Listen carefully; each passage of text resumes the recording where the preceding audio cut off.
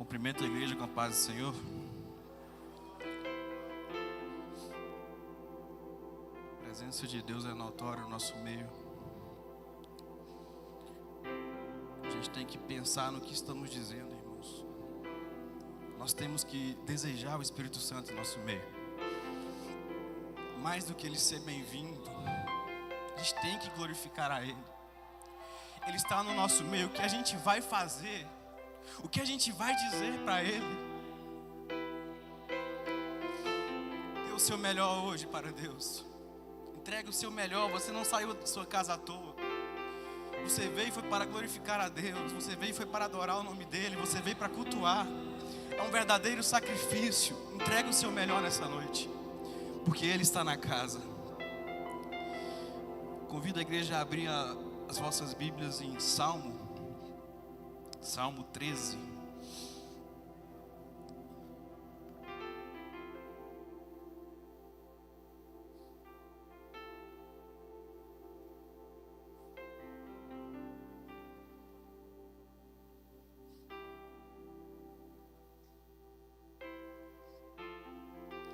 Quem achou, diga amém. Até quando, Senhor, você esquecerá de mim? Para sempre? Até quando esconderás de mim o teu rosto? Até quando consultarei com a minha alma, tendo tristeza no meu coração a cada dia? Até quando se exaltará sobre mim o meu inimigo? Atenta em mim, ouve-me, ó Senhor, meu Deus. Ilumina ou alumia os meus olhos, para que eu não adormeça na morte. Para que o inimigo não diga, prevaleci contra ele, e os meus adversários não se alegrem, vindo eu a vacilar. Mas eu confio, ó glória, na tua benignidade, na tua salvação. Meu coração se alegrará. Cantarei ao Senhor, porquanto me tem feito muito bem. Senhor, meu Deus e meu Pai, mais uma vez eu estou na tua presença. Primeiramente, Senhor, eu quero te agradecer porque o Senhor nos deu esse dia para exaltar, Senhor, para glorificar o teu nome. Deus, fala no nosso coração. Assim como o Senhor falou comigo, fala no nosso coração. Espírito Santo, fala com a tua igreja, Espírito Santo. Eu sou apenas o seu porta-voz nessa noite. É o Senhor quem vai falar com a tua igreja. Eu te peço, Deus, fale conosco, que nós saímos daqui, Senhor, regozijando na tua presença. E eu te agradeço por tudo. Amém. Podeis sentar, irmãos?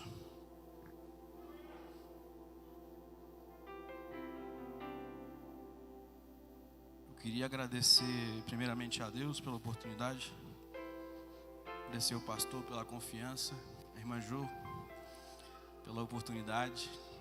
Mês passado ela falou: meu filho, prega no nosso culto. Eu falei: que dia que é? Ela falou: não sei, mas eu vou confirmar. Aí ela mandou mensagem depois que era no dia 13. E aqui nós estamos. Como eu sempre falo, né, irmãos? É sempre melhor estar ali tocando. Mais fácil, porque há grandes pregadores na igreja. Quando a gente sobe no púlpito, pela dependência do Espírito Santo que a gente tem, a gente treme as pernas, a garganta fica seca. Mas eu sei que Deus quer falar e que Ele vai falar. Meu pai me deu a missão esse dia para trás de me pregar na terça-feira. E eu comecei a fazer uns estudos sobre graça. E eu fui procrastinando, falei: pai, prega hoje. Eu não preguei sobre graça. E eu tinha colocado no meu coração que eu ia pregar sobre graça hoje. Mas como todos os dias a gente acorda um pouquinho mais cedo, de madrugada, para pedir para Deus falar conosco, principalmente quando eu vou pregar. Eu acordei às 3 da manhã e Deus colocou esse capítulo no meu coração e falou para a gente falar com a igreja sobre o sofrimento dos crentes, o sofrimento do cristão. Hoje em dia é difícil a gente falar sobre o sofrimento que os crentes passam, que nós passamos.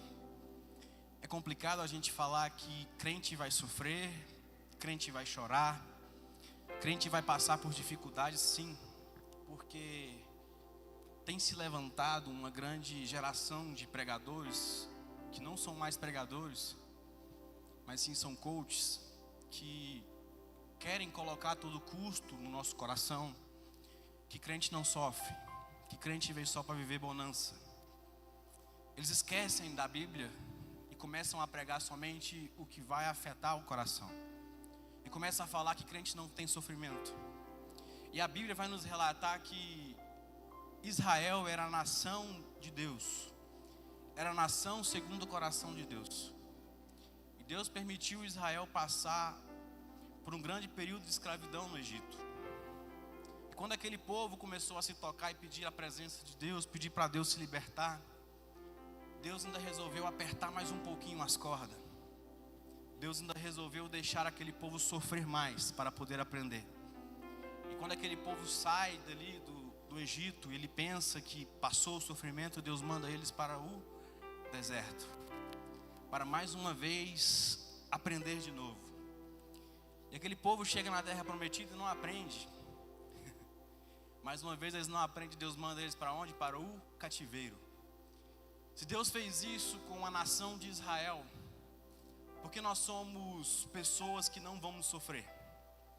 Se Deus pegou o seu próprio filho e colocou para suar e sofrer a ponto de suar sangue, quem somos nós para não poder sofrer para Deus? O sofrimento na vida do crente vem. O sofrimento na vida do crente vem e vai nos afetar e vai nos fazer às vezes desfalecer, às vezes chegar numa profunda tristeza. Mas é para a gente entender que apesar do deserto, Deus está nos preparando para algo maior.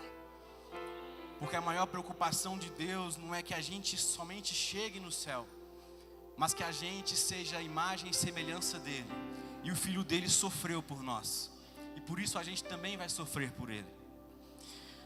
O texto que a gente acabou de ler, Salmo 13, ele começa com uma profunda tristeza. Coloca no versículo 1, meu filho, por favor. A gente vai lendo o texto mais na frente. Ele começa com uma profunda tristeza e termina com uma grande alegria. Ele tem um grande desânimo crônico no começo, e ele termina com uma confiança inabalável em Deus. Ele tem uma origem em desolação, em profunda tristeza, em até mesmo depressão de Davi. Mas ele termina com grande deleite, onde ele diz: cantarei ao Senhor. Ou seja, Davi sabia que ele estava passando um sofrimento muito grande. Davi, quando escreveu esse salmo, ele se encontrava no momento que ele tinha acabado de ser ungido de rei e ele iria ser coroado para rei. Quando Deus manda Samuel à casa de Jessé para poder ungir Davi, ao chegar lá, ele manda os seus filhos primeiros, que são os prováveis. Mas Deus fala com ele: não, eu quero o improvável, eu quero aquele que está lá no deserto. Quando ele chega lá, então, ele é ungido a rei. E é interessante que é uma grande diferença, um grande antônimo, ou seja, ele foi ungido a rei e agora ele vai para onde? Para a escola do deserto. Há uma grande diferença quando ele é ungido a rei e quando ele é coroado a rei. Deus permitiu Samuel ungir ele a rei, mas Deus não permitiu Samuel coroar ele a rei. Por quê? Porque ele ainda não estava preparado. Quando Davi então passa pela unção, ele começa uma grande saga de sofrimento. Ele começa então o seu grande quebrantamento. E ele passa por situações graves, onde o seu sogro, o rei Saul, procura matar a ele a qualquer custo. Procura ir atrás dele de qualquer forma. Tendo ele morto ou vivo, ele só quer Davi. E neste momento então Davi entra numa grande e profunda tristeza, onde ele não sabe para onde ele vai correr. Nessa saga de perseguição, amargura e tristeza e angústia, é que Davi então escreve este salmo. Nessa saga onde Davi passa por um grande sofrimento, por uma grande angústia, Davi então escreve o Salmo 13. René Eduardes, no seu livro O Perfil dos Três Reis, vai nos dizer que Deus permitiu Davi passar por esse grande sofrimento, por esse grande quebrantamento, para que Deus pudesse, tirar o Saul que estava no coração de Davi. Ou seja, Deus não queria que Davi fosse como foi Saul. Meu irmão, Deus permite a gente passar por situações adversas. Deus nos permite passar por um grande quebrantamento para nos mostrar que lá na frente a gente vai ser coroado. Mas antes Ele precisa tirar o Saul que está no nosso coração. Ele precisa tirar a exaltação que está no nosso coração. Saul era exaltado, Saul se achava o cara, o rei. E Deus não queria isso de Davi. Por isso então Deus coloca Davi dentro do deserto para que ele pudesse sofrer, para ele aprender a reinar lá na frente, mas primeiro ele tinha que aprender a sofrer. Deus promete muitas coisas a Davi, mas antes ele precisa tirar os empecilhos que estão atrapalhando a vida de Davi. Os desertos da vida, as tristezas da vida, os dramas da vida que a gente está passando, está sim na agenda de Deus. Não é um acaso a gente está passando por um grande sofrimento. O momento que a gente está passando não é um acaso, não. Deus permitiu porque está na agenda dele a gente passar por esse sofrimento. É por isso que nas grandes histórias da Bíblia, nas grandes histórias dos avivamentos da igreja, começa com uma profunda tristeza, começa com uma crise medonha, vamos dizer assim. Porque se a gente está tudo bem, se a gente não tem nenhum problema, se a gente está bem financeiro, para que a gente vai buscar a Cristo?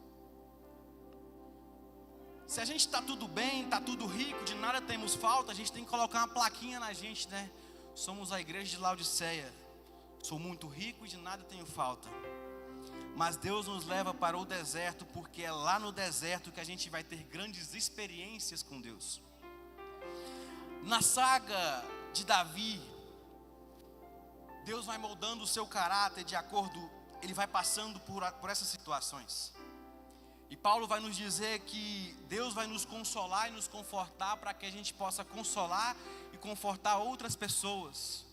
Nos nossos momentos de tristeza, de sofrimento e de dor, Deus vai nos consolar e nos confortar para que a gente possa consolar e confortar outras pessoas.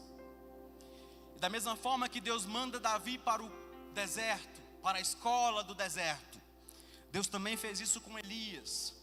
Deus também fez isso com Paulo.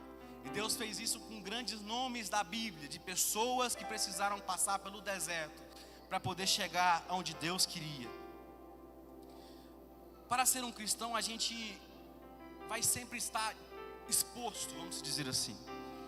O cristão não está blindado. O cristão não está dentro de uma estufa de Deus. Não, a gente está num campo minado, num campo de guerra minado, onde todos os dias tem grandes situações adversas contra a nossa vida. Mas quando a providência é de Deus, mesmo que esteja doloroso, mesmo que esteja sofrendo, há um Deus com uma face sorridente nos olhando, dizendo: eu estou aqui. Mesmo que seja um sofrimento carrancudo, papai está lá de cima olhando com um sorriso no rosto, dizendo: eu estou aqui. Davi não estava preparado para ser o rei. E antes da sua unção, Davi estava tudo bem. Ele estava lá cuidando das ovelhas, nos campos, de boa, tocando a harpa, escrevendo louvores. Mas Deus não queria isso de Davi. Deus queria extrair o melhor de Davi. Deus queria levar ele para o reinado. Mas antes disso, Deus precisava tirar o que tinha de empecilho na vida de Davi. Então, deste texto que a gente leu, nós vamos tirar 3 lições para a nossa vida. Dessas 3 lições, são 6 versículos. A primeira lição está no versículo 1 e 2. A segunda lição está no versículo 3 e 4. E a terceira lição está no versículo 5 e 6. A primeira lição que a gente tem que tirar é que os temores que vêm de dentro, a gente precisa controlar os nossos sentimentos perante as situações. Às vezes estamos muito abatidos, não é pela circunstância, mas pelo sentimento que carregamos dentro do nosso coração, pelo sentimento de tristeza que está dentro do nosso coração. A segunda lição é que os perigos que vêm de fora para dentro, aí sim são as circunstâncias que nós passamos. É que eu penso, irmão, que nós somos um grande autogênos, ou seja, a gente está sempre criando problemas para a gente. Esse é o ser humano. Nós somos uma grande fábrica de problemas, ou seja, todos os dias a gente passa por problemas diários, por circunstâncias diárias que vai nos provar. E dentro dessas circunstâncias a gente precisa aprender a confiar em Deus. A terceira lição, que está no versos 5 e 6, é a confiança que vem do alto. Repetindo, os temores da vida, ou seja, os sentimentos da vida, os perigos que vêm de fora para dentro e a confiança que vem do alto. O primeiro ponto que a gente precisa entender, que são os sentimentos que a gente precisa controlar, é que Davi se encontrava no momento onde Saul queria ele a qualquer custo, mas ele não queria Saul a qualquer custo. Ele teve a oportunidade de matar Saul durante 2 vezes, mas ele não quis matar Saul. E quando o mensageiro chegou perante ele e disse: Saul morreu, como se Davi fosse se alegrar, Davi manda matar aquele mensageiro. Ou seja, ele sabia que Saul também era um homem de Deus, mas ele estava no caminho errado, vamos dizer assim. Ele não queria matar Saul, mas Saul queria matar Davi a qualquer custo. E perante isso, Davi então começa a criar dentro dele um sentimento de tristeza, um sentimento de pensar que Deus o esqueceu. Versículo 1, meu filho, por gentileza. Até quando te esquecerá de mim, Senhor? Para sempre? Ou seja, Deus, para a eternidade o Senhor vai se esquecer de mim? Até quando, Deus? Essa palavra até quando nos remete a pensar que já se passaram 10 anos de sofrimento para Davi. E Davi está se perguntando para Deus: Deus, até quando o Senhor vai se esquecer de mim? Sabe aquele momento de provação que a gente está passando, que passa 1 ano, 2 anos e nada se acaba, 3 anos e a mesma coisa, a gente se pergunta: até quando o Senhor vai se esquecer de mim?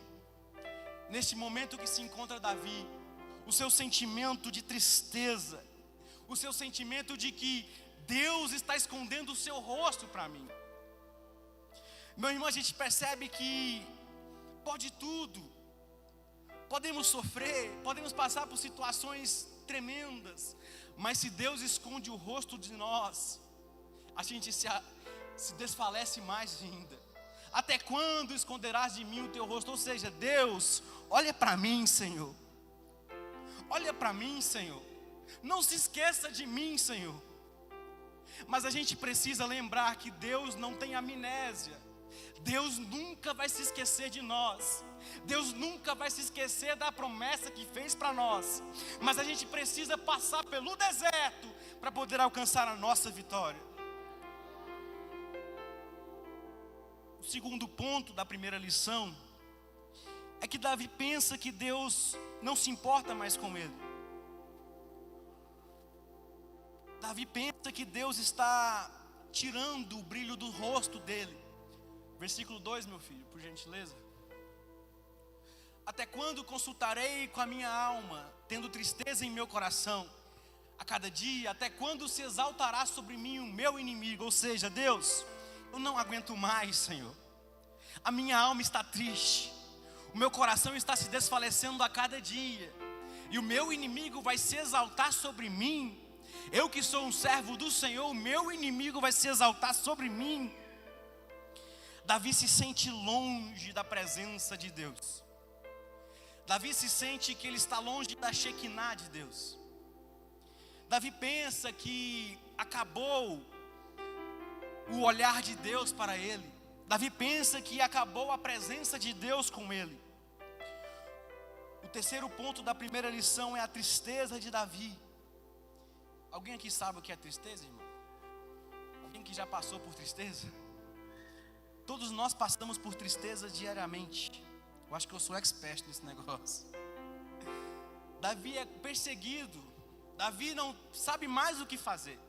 E ele diz: Deus, a minha alma está triste. O meu coração está triste a cada dia que se passa. Eu não sei mais o que fazer, Deus. Quarto lugar, o inimigo de Davi não dá uma trégua para ele. Ou seja, até quando se exaltará sobre mim o meu inimigo? Deus, já se passaram 10 anos e Saul não me dá uma trégua. Saul não se esquece de mim. Até quando o Senhor vai deixar Saul não se esquecer de mim?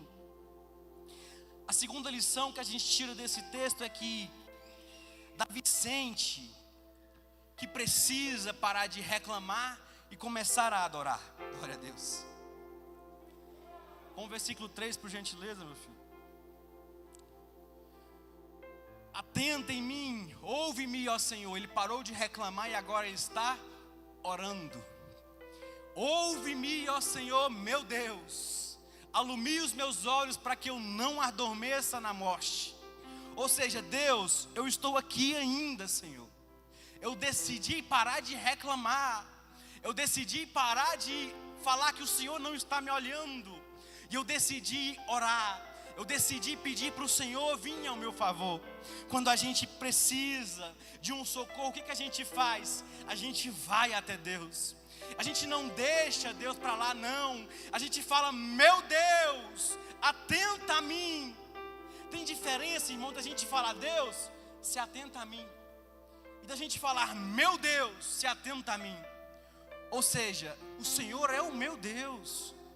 Eu sei a aliança que eu fiz com o Senhor lá atrás. Eu sei que o Senhor é o meu Deus. Eu confio no meu Deus. E eu sei que o meu Deus vai vir ao meu favor. Em outras palavras, Davi está parando de reclamar dos problemas. Ele está focando somente em uma coisa. Se tem alguém que pode fazer por mim, é Deus. Se tem alguém que pode melhorar a minha vida, é Deus. Se tem alguém que pode me tirar deste caminho, é Deus. Versículo 4, meu filho. Para que o meu inimigo não diga, prevaleci contra ele, e os meus adversários não se alegrem, vindo eu a vacilar. Davi está pedindo para Deus uma proteção. Ou seja, Deus, coloque em mim os óculos da graça, para que eu não possa vacilar. Quem aqui já vacilou, irmãos? Eu também sou expert nisso aí, eu acho que eu vacilo todos os dias. E a gente precisa se atentar sobre isso ao sair de casa, porque o pecado é uma questão de segundos. Ninguém sai de casa falando, eu vou ali passar a perna nenhum hoje, não. Ninguém sai de casa falando, eu vou ali adulterar hoje, não. Mas é um vacilo de nada que o diabo vem e nos derruba. E Davi pede para Deus, Deus, me dê força, para que os meus adversários não se alegrem e eu não venha vacilar. A gente precisa aprender a todos os dias pedir para Deus força, para não vacilar durante a caminhada. O terceiro lugar, irmãos, que é o mais importante, preciso correr, é que Davi se alegra. Davi percebeu que não precisava mais reclamar. Davi então começa a se alegrar. Davi então começa a se ouvir perante Deus e dizer, Deus, eu confio na tua benignidade, eu confio na tua salvação, meu coração vai se alegrar. Ou seja, eu passei por dificuldades tremendas, eu passei por momentos que eu não imaginava que eu conseguiria, mas eu confio que o Senhor vai vir ao meu favor, e que o meu coração ainda vai se alegrar. A fé em Deus, irmãos, é o que nos faz enxergar além. Davi ainda não tinha conseguido chegar até o trono. Davi ainda não tinha conseguido se livrar de Saul, não. Mas ele já estava entendendo que o processo iria passar. Jó, quando vai escrever em Jó 42, ele não fala bem, eu sei que o Senhor tudo podes, quando ele já está na bonança, não. Jó ainda estava todo lascado lá no chão. Jó ainda estava sem nada, Jó ainda estava abandonado, mas ele dizia, eu sei que o Senhor tudo pode, eu sei que o Senhor vai vir ao meu favor. Ou seja, antes de reclamar, volte o seu coração para Deus, porque é Ele quem pode fazer por nós. Quanto a mim, eu confio na tua graça, Davi vai dizer. Ele sabia, ele conhecia o seu Deus. Ele sabia que Deus iria fazer algo por ele. E o último ponto é que Davi se alegra a ponto de cantar louvores ao Senhor. Versículo 6. Cantarei ao Senhor porquanto me tem feito muito bem. Ou seja, irmãos, provações todos nós vamos passar. Momentos de dificuldade todos nós vamos passar, mas a gente precisa aprender a confiar em Deus. A gente precisa aprender a confiar que Deus sabe o que está fazendo. No momento da escola do deserto, Deus sabe o que está fazendo. E Deus vai nos dizer em 1 Pedro capítulo 1, versículo 8. Coloca para mim, por favor. Eu vejo que o Salmo nos fez a chegar até esse ponto. 1 Pedro capítulo 1, versículo 8. Ou seja, a gente vai passar por tudo isso. Para quê? Ao qual não havendo visto a mais, no qual não o vendo agora, mas crendo, vos alegrais, com gozo inefável e glorioso. Ou seja, situações adversas vamos passar, mas vamos se alegrar com gozo inefável em Deus. Vamos ter sentimento de alegria por tudo que Deus tem feito por nós. Nós estamos respirando. Como a irmã falou, se a gente lavou os pratos é porque tem comida na mesa. Então vamos se alegrar perante a tempestade. Coloca para mim, meu filho, Romanos capítulo 8, versículo 30. Romanos 8, 30. E ao que predestinou, a esses também chamou. E aos que chamou, a esses também justificou. E aos que justificou, a esses também glorificou. 31. Vamos ler junto? 1, 2, 3. Que diremos, pois, a estas coisas? Se Deus é por nós, quem será contra nós? Versículo 32. Aquele que nem mesmo ao seu próprio filho poupou, antes o entregou por todos nós, como nos não dará também com ele todas as coisas? Ou seja, confia no teu Deus. Ele sabe o que está fazendo. Perante o deserto que nós estamos passando, Ele sabe o que Ele está fazendo. Vamos confiar em Deus e se alegrar no que Ele pode fazer na nossa vida. Eu agradeço a oportunidade.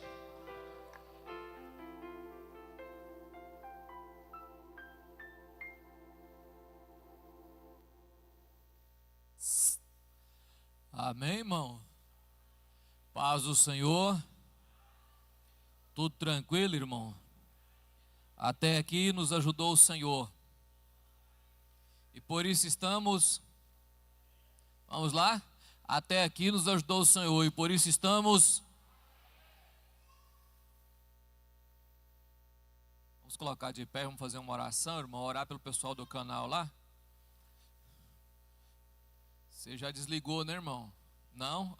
Então nós vamos orar pela pessoa que está em casa. Por aqueles que estão participando conosco, orar por você. Pega na mão do irmão que está do teu lado aí. Você já orou por ele hoje? Irmão, preste bem atenção. Uma oração sua pode mudar a vida de alguém. Uma oração sua pode mudar a vida de alguém que está do seu lado. Família. Família está em tempo de separar e você coloca a mão e Deus opera um milagre. Oração pode muito em seus efeitos. A oração de um justo pode muito em seus efeitos. Não pode, irmão? É Bíblia. Então, ore por alguém que está do seu lado agora. Senhor Deus, no nome de Jesus Cristo, eu quero te apresentar, ó Pai, a tua casa. Apresentar as pessoas que estão em casa, as pessoas que estão nos ouvindo, que o Espírito do Senhor possa colocar a mão sobre essas pessoas, que o Espírito do Senhor possa reconstruir, ó Pai, esta família, reconstruir, Senhor, esta pessoa, reconstruir essa vida, ó Deus, que o Senhor possa adentrar a este lar, e possa colocar a mão, e possa repreender o mal, Senhor, e possa impedir, Senhor, de acontecer algo que venha destruir a família. Deus, corta o laço, derruba as barreiras, ó Pai, que a mão do Senhor possa operar milagres, ó Deus, e que estes milagres sejam visíveis, e que nós possamos crescer, Senhor, diante de Ti. E, ó Pai, que a Tua mão, ó Deus, trabalhe na sua casa, em nome de Jesus.